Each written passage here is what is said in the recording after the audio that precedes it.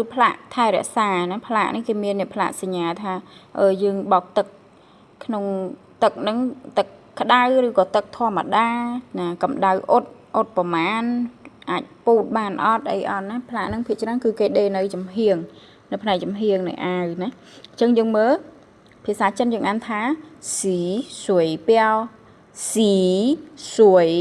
ប៉ាវម្ដងទៀតสีสวยเปียวฮะចឹងយើងអានម្ដងទៀតតាចេះអ៊ីឈីទូហ៎ចឹងទាំងអស់គ្នាអានជាមួយឡាសិនណា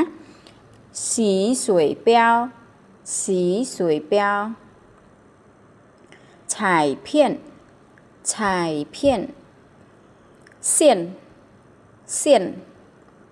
标标尺码标